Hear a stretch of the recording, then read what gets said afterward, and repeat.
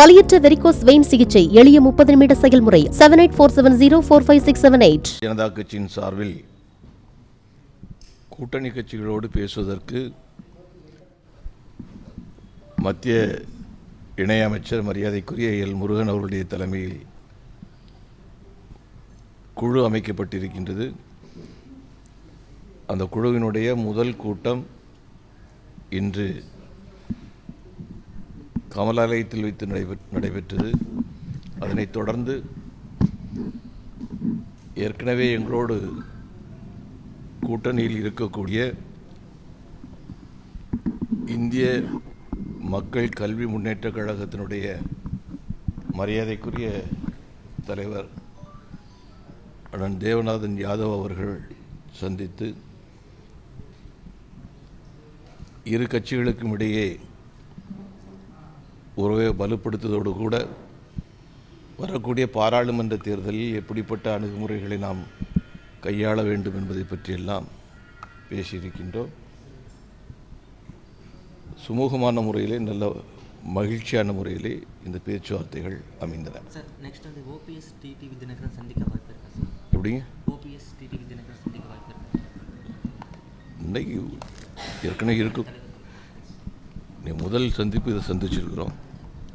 அதனை தொடர்ந்து மற்ற விஷயங்கள் நடக்கும். இப்போ இந்த தொகுதி பங்கீடு, இந்த கூட்டணி உடன்படிக்கை ஏற்படுது, அதெல்லாம் எப்போ எதிர்பார்க்கலாம்? ஏன்னா காலவாசம் நீங்கள் இப்போ ஆரம்பிச்சிருக்கீங்க, எவ்வளோ விரைவாக இருக்கலாம்?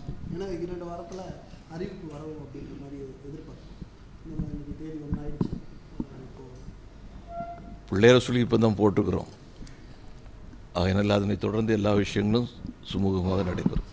கூட்டணி கட்சிகள் வந்து எத்தனை தொகுதி சார் ஒதுக்கீடு சார்? இப்போ ஒரு கட்சி இருந்தால் இந்த கட்சி வந்து நம்ம தொகுதி வந்து ஒரு பெரும்பான்மையாக 38னா 39னா நம்ம வந்து ஒரு 30ல் நிற்கிற மாதிரி இருக்கும். கூட்டணிக்கு 8 ஒதுக்குவோம் அப்படின்ற மாதிரி நம்புறது இல்லை. இதில் வந்து முதல்ல எங்களுடைய பங்கை எடுத்து வச்சுக்கிட்டு மற்ற கட்சிகளோடு பேசக்கூடிய பழக்கம் பாரதிய ஜனதா கட்சிக்கு கிடையாது.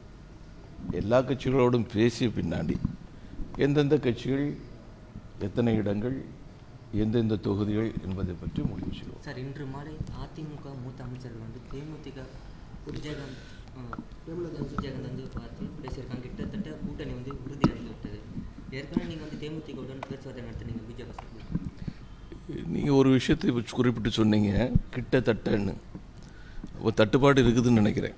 இன்றைய தினம் பாரதிய ஜனதா கட்சியின் கூட்டணிக்கான ஒருங்கிணைப்பு குழு தலைவர்கள் சந்தித்தார்கள். தொகுதி உடன்படிக்கை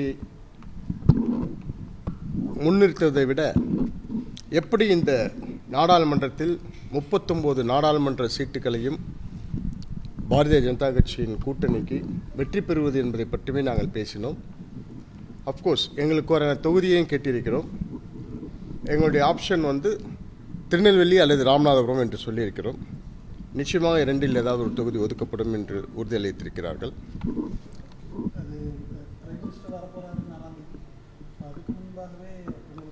இப்போதான் பேச்சுவார்த்தை ஆரம்பிச்சிருக்கோம். எங்களுக்கு இன்னும் டைம் இருக்கு. அதுக்கான வாய்ப்பு கம்மியாக தான் இருக்கும். இப்போதான் ஆரம்பிச்சிருக்கோம். வலியற்ற வெரிகோஸ் வெயின் சிகிச்சை எளிய 30 நிமிட செயல்முறை 7847045678. செய்திகளை உடனுக்குடனும் துல்லியமாகவும் தெரிந்து கொள்ள சப்ஸ்கிரைப் பண்ணுங்க.